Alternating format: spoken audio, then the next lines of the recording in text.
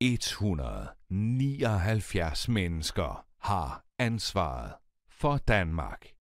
Jeg hedder Kasper. Jeg er 56 år. Jeg kommer fra Mariager. De er valgt til at passe på dig og mig. Til daglig der er jeg medlem af Folketinget. Jeg er trafikordfører for Dansk Folkeparti. De har Danmarks fremtid mellem hænderne.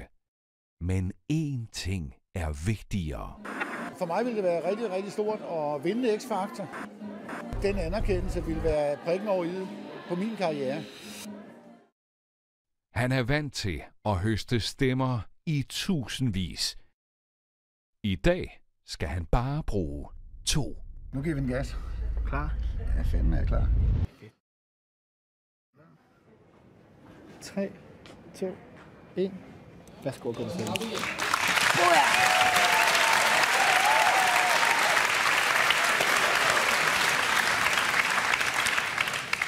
Hej, og hvad har vi så at gøre med her? Jeg hedder Kim. Jeg er 56 år. Ja. Og jeg skal synge et gammelt Sam Cooke-nummer. Okay. I mit eget arrangement, der hedder Bring It On Home.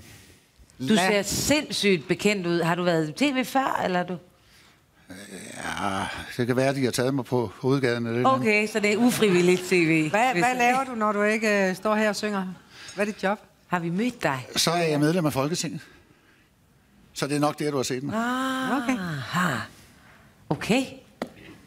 Så synger du ved siden af Folketinget her. Så... Ja, jeg har sunget i mange år, og så på et tidspunkt kom jeg op til at stille mig op på en ølkasse, og så blev jeg valgt ind i Folketinget.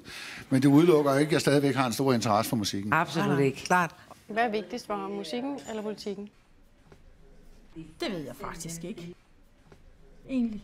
Og vi skal lade være med at spørge dig om, hvem du repræsenterer i Folketinget. Så bliver vi bare farvet af det. Det er jo det.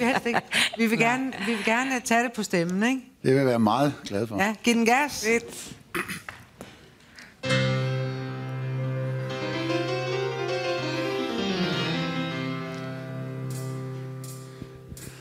If you ever change your mind,